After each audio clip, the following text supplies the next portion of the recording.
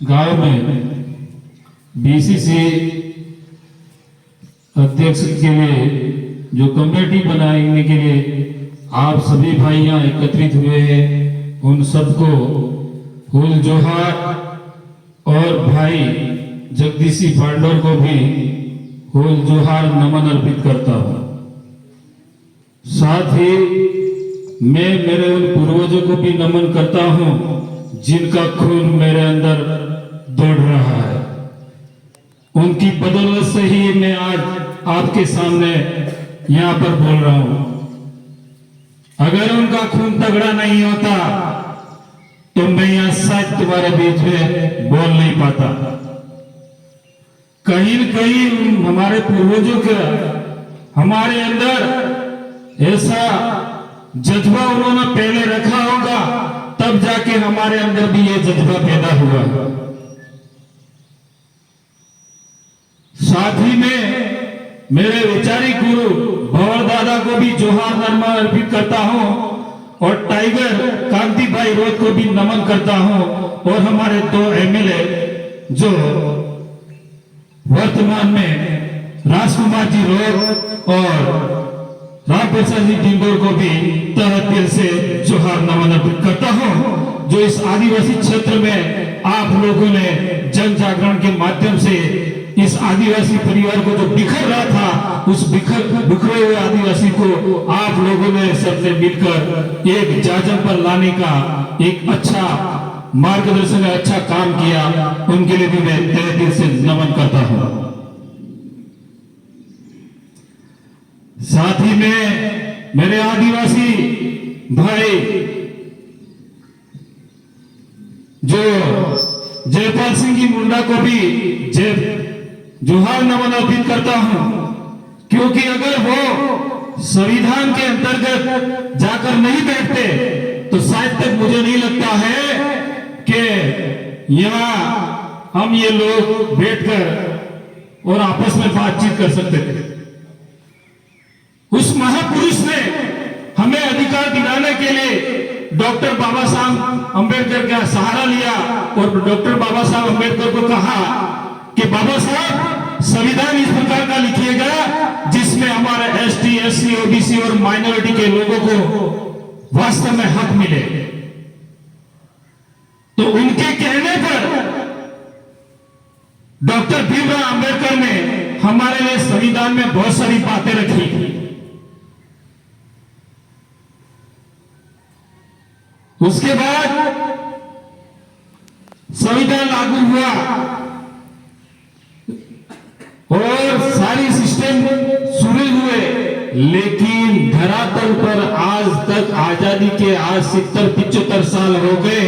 बाबा साहब ने हमें अधिकार दिए। ये अधिकार आज तक दोनों पार्टियों ने, भले कांग्रेस हो भले बीजेपी हो, इन्होंने बारी बारी से हमारा शोषण किया, लेकिन इन्होंने हमारे जो हक और अधिकार थे वो कभी नहीं बताए। इनको पता था कि आदिवासियों को इनके हक और अधिकार बता दिए जाएंगे तो ये हमारे अंडर काम नहीं करेंगे। और जो ये इंटरनेशनल पार्टियां हैं, बीजेपी, कांग्रेस, ये दोनों ही चट्टे बट्टे, एक ही थाली के चट्टे बट्टे हैं। आपने देखा होगा भाई मन्नारा, जगदीश भाई पांडोर ने हमने एक पंचायत समिति स्तर पर चुनाव लड़े थे। उस चुनाव में आदिवासी परिवार के 4 अभ्यर्थी निकले थे। तब ये कांग्रेस और बीजेपी वाले एक होकर इन्होंने कहा कुछ भी हो जाए लेकिन इन लड़कों को आगे नहीं जाने देना है। अगर ये आगे चले गए तो हमारा राज खत्म हो जाएगा। और हमारे गांव में लोगों की मोत कांग्रेसी वो बीजेपी गांव में कुटे कुटे मरी गया एवं अलग था। मेरा कहना है कि लोगों को इतने साल से क्यों बेवकूफ बना रहे थे तुम लोग? डोंगियों सालों बेवकूफ बनाकर हमारे आदिवासियों के साथ में आपने शोषण करा। आपकी मंशा ये थी 5 साल कांग्रेस राज करे, 5 साल बीजेपी करे। ये इनकी रणनीति है। और कुल मिला के आदिवासियों को इस धरती से बेदखल करना। आपको पता है कोड्डा में डैम बनने जा रहे हैं, क्या सरकार को आदिवासी की जमीन दिखाई देती है? जहां पर भी जंगल है वहां से भी आदिवासियों को बेदखल किया जा रहा है।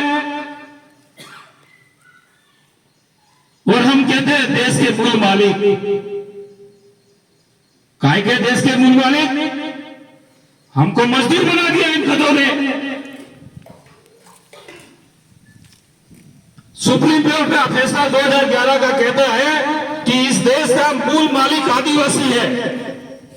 मैं नहीं कहता हूं, सुप्रीम कोर्ट का फैसला कहता है। भाई ये किताब लाभ से इधर किताब आंजो एना लक्ष्य मैं लक्ष्य इधर पात्री किताब है दिला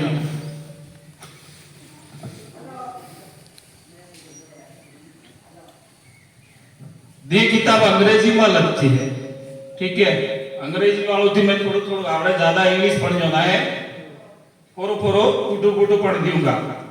Those bills are probably the descendants of some of the original independence of India now as the original of scheduled tribes Adivasi who personally comprise of only about 8% of the population of India. The rest 92% of the population of India constitute of descendants of immigrant. Thus India is broadly of country immigrant like North America. We may consider this in some detail.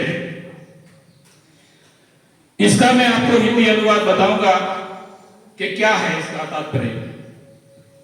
इसका तात्पर्य यह है कि supreme court का आदेश में यह लिखा गया है कि भील आदिवासी लोग भारत के मूल निवासियों की संतानें हैं। मैं नहीं कह रहा हूं, सुप्रीम कोर्ट का आदेश है, जिन्हें ओरिजिनल शेड्यूल्ड ट्राइब्स ऑफ आदिवासी कहा जाता है। इन आदिवासियों की जनसंख्या देश में मात्र 8% है तथा शेष 92% लोग प्रवासी या आक्रमणकारियों की संतानें हैं। भाई ये मैं नहीं कह रहा हूं, सुप्रीम कोर्ट का फैसला कह रहा है। तो आज हम इस देश के मूल मालिक होते हुए भी हम कहीं जंगल में बाड़ा करने की कोशिश करते हैं। देसी भाषा में क्या कि मगरामा जन बाड़ो करे से थोड़ी जगह कम पड़ रही है। आपने सुनो ज्यादा जनसंख्या ज्यादा बढ़े तो मगरा आपने बेहद वन विभाग की है, ये जमीन तो सरकारी है। तो मैं सरकार से ये कहना चाहता हूं, उदयपुर के आसपास में जो अरावली पर्वत श्रृंखला है वहां पर बहुत बड़े बड़े होटलें बन गई है जंगलों में। क्या वो जमीनें तुम्हारे बाप दादाओं के क्या कंडू हो? वो जमीन तुम कहते हो कि हाँ जंगल की जमीन सरकारी जमीन, तो वहां पर तुम लोग क्या कर रहे हो? क्यों होटलें बना रहे हो? क्यों रह रहे हो? और हमारा पुराना सिस्टम है कि हमारे पूर्वजों का जो सिस्टम था कि एक जगह से उठकर दूसरी जगह जाना, मतलब हमारा ये सिस्टम था कि उस जमाने में कोई कानून व्यवस्था नहीं थी। यही कानून व्यवस्था थी कि पुराने जमाने में हमारे दादा परदादा कहते हैं कि साल भर यहाँ रहे तो साल भर उस मगरे में रहे। उस जमाने में कोई कानून व्यवस्था नहीं थी, हमारे आदिवासियों की कानून व्यवस्था थी। और इन लोगों ने हमारी जो कानून व्यवस्था थी, इस कानून व्यवस्था को इन्होंने खत्म कर दिया। साथ ही अब बात आती है कि आरक्षण की बात आती है, तो थोड़े समय पहले उत्तर प्रदेश में आरक्षण ओम स्वाहा करके सारे लोगों ने आरक्षण की किताबें जलाई थी। मैं कहना चाहूंगा, अगर आप लोग आज नई जगह तो समझ जाओ इस धरती से आपका मूल निवासी, मूल मालिक कहना भी आपका औचित्य नहीं रहेगा। इन लोगों की मंशा है धीरे धीरे करके कि इन्होंने मंशा पहले से ही बना दी है। ये इनकी एक रणनीति थी कि जानबूझ के बीजेपी वालों ने क्या करा कि हमारे देश के मूल नागरिक आदिवासी को राष्ट्रपति बना दिया। उसके पीछे बनाने की मंशा क्या है इनकी पता है आपको कि किस तरह से हम आदिवासी को अपनी ओर खींचे और किस तरह से वोट बैंक ले रहे। लोगों को तो ये लग गया कि हमारे देश की राष्ट्रपति आदिवासी बन गई।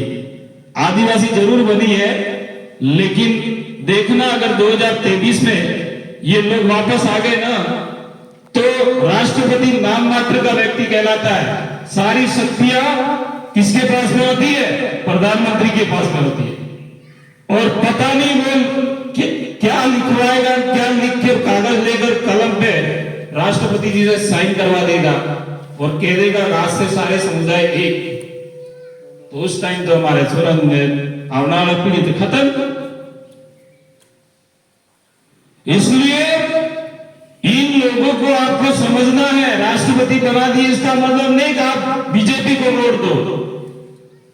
इसका मतलब नहीं कि राहुल गांधी बिरसा मुंडा की तस्वीर पर के उनकी मूर्ति के सामने जाकर फूक रहा है तो उसको वोट दे दो। आपके पास में 2023 की सबसे बड़ी चाबी, सबसे बड़ा हथियार है। न किसी को कूटना है, न किसी को मारना है। आपका सबसे बड़ा हथियार है एक वोट। वो एक वोट सही जगह पर इस्तेमाल करोगे तो आदिवासी को बचा पाओगे। अगर उस वोट का आपने दुरुपयोग करा तो दोनों पार्टियों में से किसी को दे दिया तो समझ जाओ आदिवासी नस्ल इस धरती से खत्म हो जाएगी। तो भाइयों, कहने को तो बहुत कुछ है, लेकिन समय के अभाव को रहते हुए मैं ज्यादा कुछ नहीं कहूंगा। एक बार छोटे छोटे नन्हे मुन्ने जो बच्चे हैं हमारे आदिवासी क्षेत्रों में, मैं उनसे माता पिताओं से आग्रह करूंगा कि वो विद्यार्थी स्कूल, कई विद्यार्थियों ने स्कूल में छोड़ दिए, पलायन कर गए, कई गुजरात चले गए, काम पे चले गए, 9वीं 10वीं या आज तो मैं आसपास में मैं खुद भी प्राइवेट टीचर हूं, मैं खुद जानता हूं कि बच्चा हमारे इलाके में 6ठी से थोड़े भाग गए गुजरात में। तो आपके इधर भी हो सकते हैं बच्चे ऐसे, कहीं गुजरात गए हो, उदयपुर गए हो, होटलों पे काम कर रहे हो। तो कृपया निवेदन है माता पिता से कि थोड़ा 1 घंटा ज्यादा काम कर लीजिए, लेकिन इनको भविष्य को सुधारने के लिए उनको स्कूल भेजिए। अगर और भी नहीं पढ़ना चाहते हैं तो जाकर हमारे जो स्थानीय मार साहब हैं उनसे भी रिक्वेस्ट कीजिए कि मार साहब हमारी ये स्वरा बहुत कमजोर है, बिल्कुल कुछ नहीं आ रहा है, तो किसी भी तरीके से इसको पढ़ाएं, लेकिन शिक्षित करें। और शिक्षित बनोगे, आज मैंने भी शिक्षा ग्रहण करी, डबल MA करा, BEd करा, तब जाके आपके सामने बोल रहा हूं। एक बात कही थी अम्बेडकर ने, शिक्षा वह शेरनी का दूध है, शिक्षा वह शेरनी का दूध है जो दहाड़ेगा वो पिएगा, जो दहाड़ेगा जो पिएगा।